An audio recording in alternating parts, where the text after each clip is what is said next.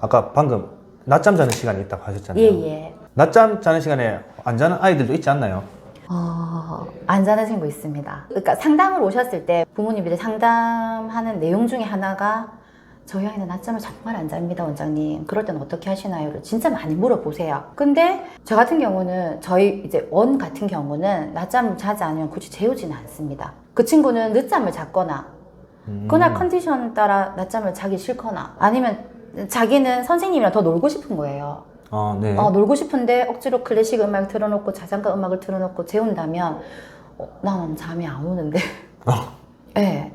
그럴 경우에는 다른 친구들은 잠이 오는 친구가 있을 거 아니에요. 그렇죠. 그러면 그럴 경우는 다른 친구들 잠들 때까지는 조금 휴식을 취하고 누워 있다가 끝까지 잠을 자지 않는 친구들은 조용히 친구들 잘 때 데리고 밖에 거실이나 유의실로 데리고 나와서 뭐 교사나 보조교사나 함께 동화책을 읽거나 조용히 앉아서 교구놀이 아니면 조용히 휴식을 취하는 정도로 체계를 하고 있습니다.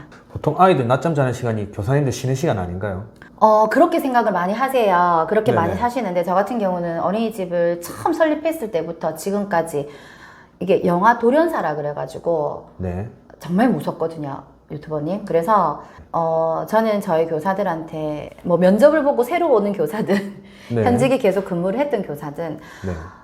아이들 숨소리를 듣고 교실에 있어 달라고 말씀을 드립니다. 그래서 이제 아까 말씀드렸던 부분이 아이가 자지 않을 경우 이제 담임 교사가 아닌 보조 교사가 나와서 네. 이제 아이를 볼 수도 있는 상황이고 교실을 조금 지켜달라고 저 같은 경우도 반을 맡고 있지만 저 역시도 교실을 좀 지키는 스타일입니다. 그거 언제 쉬어요? 네. 휴게 시간이라고 또 요즘은 또 교사들 법적 휴게 시간을 좀 드려야 그러니까요. 되거든요. 예. 네. 로테이션을 하죠.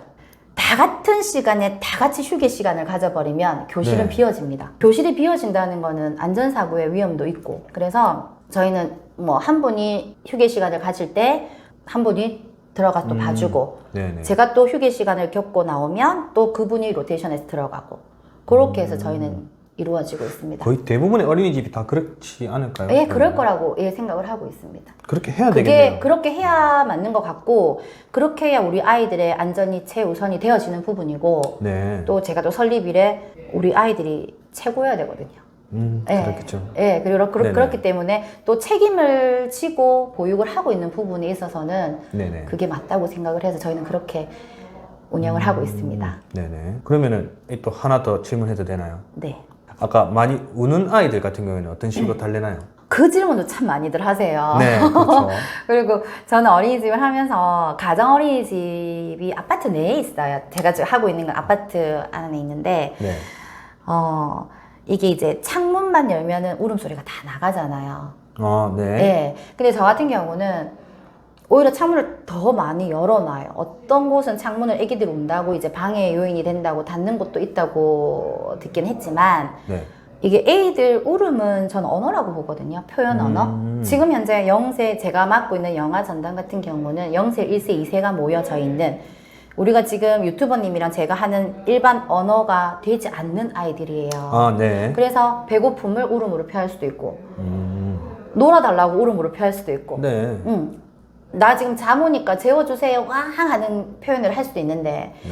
교직원 그러니까 저희 교사들이나 제가 그걸 빨리 캐치를 해야 된다고 생각을 합니다. 빨리 캐치를 해서 얘가 배고파서 우는지 잠이 와서 우는지 그래서 빨리 캐치를 해서 빨리 달래야죠. 이거는 또 네. 교사의 능력이 있네요.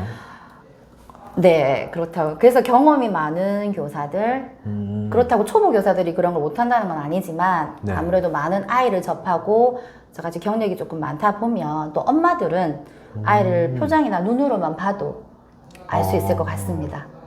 알 수 있겠던데요? 그래서 한번 제가 덧붙이자면, 정말 좋아하는, 아이를 좋아하고, 정말 사랑하는 마음으로 하시면 다 될 것 같습니다. 원장님, 네. 최근에 5월 달에 구립 어린이집에서 아동학대가 일어났는데 원장님의 개인적인 생각은 어떠신가요? 저는 네. 아동학대는 정말 있어서도 안 되고 있으면 네. 안 되는 일이죠. 네네. 예, 그냥 화가 납니다. 그렇죠. 그 아이들이 뭘 안다고 네. 학대 당할 이유조차 없지 않습니까? 네. 예. 그렇죠. 진짜 방금도 말했지만 화가 난다는 말이 부모님들 집에서 엄마가 엄마라면 네. 어린이집이나 유치원에서 엄마는 담당을 하고 있는 교사나 원장이라고 생각합니다. 그만큼 원어 상담 때는 이렇게 하겠습니다, 저렇게 하겠습니다. 그 아이를 받아놓고선 네. 학대를 한다는, 저도 매스컴을 많이 보거든요. 그렇죠. 정말 있어서는 안 됩니다. 그런 사람들은 아예 교사 자체, 원장 자체를 하시면 안 됩니다. 하지만 제가 덧붙여도 말씀드리고 싶은 부분은 제 개인적인 생각이지만 네. 그 외적으로 정말 사랑과 애정으로 아이를 돌보시는 분들이 정말 많으세요. 저희도 저 또한 마찬가지지만 그런 매스컴을 보면 정말 힘 빠지고 정말 제일 속상한 부분은 화가 나고 안쓰럽지. 애기가 그런 학대를 당한다는 것 자체가. 네네. 하지만 또 다른 부분으로는 그렇지 않은 곳이 더 많다고 시청하시는 모든 분들이 조금 생각해 주셨으면 하는 바람, 열심히 하고 있는 곳이 더 많다는 말씀을 꼭 드리고 싶습니다. 네네. 유아뿐만 아니라 예, 예. 이제 아이들이 크면서의 체벌에 대해서는 어떻게 예, 생각하시나요? 체벌은 필요하다고 생각하시나요, 혹시? 저는 필요하지 않다고 생각합니다. 유튜버님은 어떠신지? 저희 어렸을 때는 그렇잖아요. 예, 예. 저희가 뭐 어렸을 때는 사실 좀 뭐 운동선수들도 뭐 그렇게 하면 안 되지만은 그렇죠. 옛날에 많이 맞으면서 자랐다 이런 얘기 많이 많잖아요. 네네. 그래서 맞으면서 이제 뭔가가 좀 결과 성과가 이루어졌고 예전에 그런 데도 되게 많았던 걸로 저는 기억하거든요. 저 또한 학창 시절에 또 그랬던 기억은 납니다. 하지만 제가 직업이 또 직업인지라 또 제가 또 새 아이의 엄마로서 네. 체벌은 안 된다고 봅니다. 법적으로도 금해져 있지 않습니까? 예, 체벌은 그냥 이해를 시키고 네. 체벌을 해서 그 아이가 오히려 받는 상처가 더 클 것 같은 생각이 드는데요, 유튜버님. 저 같은 경우는 그냥 이해를 시키고, 왜 물론 답답하고 힘든 상황이겠지만 네네네. 그 상황을 어떻게든 이해를 하게끔 유도를 하고 조금 방향을 조금만 돌려보면 더 좋은 방법이 있지 않을까 싶습니다. 체벌은 네. 그러면은 원장님, 아동 학대 이슈가 한 번씩 나오잖아요. 네네. 그러면은 이제 사람들의 인식이 또 조금 어린이집에 대한 인식이 안 좋을 수도 있잖아요. 자연스럽게 맞죠. 이제 뭐 에스컴에 나온 그 한 어린이집 때문에 그죠.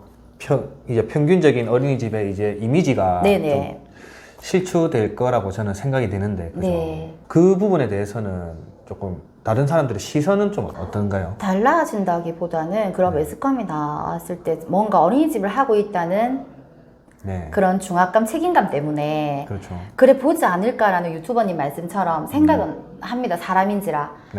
하지만 아까도 말씀드렸듯이 그런 곳이 있지만, 그런 교사가 있지만, 그런 원장이 있지만 아닌 곳이 더 많다는 거. 그렇기에 더 열심히 하면 뭐 다 뜻은 전해지지 않을까요? 그 TV에 뉴스에 나온 것도 교사 아니었나요? 네, 교사들. 근데 교사님이었는데 원장님도 책임이 있는 거죠? 그럼요. 그러면. 아까 원장의 역할에서 모든 내외적인 부분, 뭐 교사, 아동 관리, 뭐 모든 부분에 책임을 지고 있기 때문에 제가 그렇게 하지 않았지만 제 어린이집에서 아무리 유능한 교사라 해도 그런 실수를 했다 하면 교사 책임도 있겠지만 원장이 책임을 지는 부분이 크죠. 원장이 책임을 지어야죠.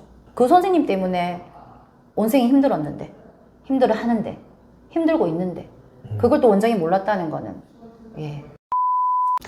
자, 원장님, 그러면 이 어린이집을 운영하시면서 원장님이 생각하시는 이 어린이집의 장단점은 무엇이라고 생각하십니까? 장단점. 저는 장점은 물론 애기 엄마기 때문에 애들이 너무 이뻐서, 특히 또 이제 다른 어머님들 다 느끼시는 거겠지만 애기의 변화되는 모습, 커가는 모습, 그러니까 그 아이 하나만 봤을 때 그 아이와 함께 여러 명이 있잖아요. 저희는 어린이집이니까. 그래서 그 아이들과 함께 하루를 웃음 짓고 하루하루를 보내고 그 행복감에 어린이집을 할 수 있어서 그게 가장 큰 장점인 것 같습니다. 단점은? 단점은 또 장점과 또 반대로 그 아이들만 보고 있을 수는 없어요. 원장님들 다 이해하실 겁니다. 이 아이들만 보고 아이들의 그 웃음 짓는 모습, 저는 아이들 괜찮을까요? 똥 싸는 모습도 이뻐요. 진짜. 변을 봐서 이 변의 모양은 이래서 나왔고 또 이 변의 모습은 얘가 조금 장이 조금 안 좋구나. 또 그런 걸 파악할 수 있어야 또 원장의 자질이 되는 것 같고 그런 모습까지 다 이쁜 애기들만 보고 싶은데 서류적인 부분이나 네. 예 그런 외적인 부분을 조금 많다 보니까 그런 게 조금 싫을 때가 있어요. 마지막으로 이제 후배 어린이집 원장님들이나 이제 이 어린이집 개원을 준비하시는 예비 창업자분들께 진심 어린 조언 한마디 부탁드리겠습니다. 어린이집은 그 이름만으로도 알 수 있듯이 어린이가 있는 곳이고 우리 아이들이 최우선이 돼야 되는 곳이라는 것만 유념하시면 될 것 같습니다. 그리고 또 이제 정말 창업을, 그러니까 어린이집을 하시려고 하시는 부분이 있다면 관리 감독하시는 분들이 이제 있으시다 보니까 보육 담당하시는 분들, 그런 분들하고 이제 실질적으로 운영 부분에 있어서 상담을 좀 많이 하시고 이게 뭐 어린이집으로서 가능한지 이제 인가를 하거든요. 네, 인가 허가가 나야 되기 때문에 그런 부분을 담당하시는 분들하고 꼼꼼히 챙겨서 실수 없이 진행을 하셔야 될 것 같습니다. 뭐 요즘 그냥 흔한 말로 교사들 월급 주고 나면 남는 거 없다. 예, 원장 월급 못 가져간다는 분들이 우스갯소리로 많이들 하십니다. 예, 저도 마찬가지고. 그런데 뭐 이 업을 하다 보니까 교사 월급 줄 수 있고 원장 월급 가져갈 수 있으면 네. 잘 되는 어린이집이지 않을까. 제 영상을 보시고 정말 아이들 사랑하는 마음으로 저는 제 이름으로 정말 오랫동안 어린이집을 하고 싶습니다. 그래서 다른 욕심 없고 네. 나중에 그 누군가가 어린이집 업계에서 네. 구자현 이름을 떠올렸을 때 그 원장님 정말 아이들 사랑하는 원장님이다. 나중에 제가 머리가 하얀 할머니가 되었을 때 그 말만 들어도 저는 성공하지 않았을까. 예, 제가 할머니 될 때까지 저희 부모님들이 저를 원장으로 받아들이실 수는 있을지 모르겠지만 저는 정말 그거 하나면 될 것 같습니다. 네. 네. 좋은 말씀 감사합니다. 지금까지 키즈스쿨 어린이집을 운영하시는 구자현 원장님을 모시고 인터뷰해봤습니다. 네, 감사합니다. 감사합니다. 고맙습니다. 네.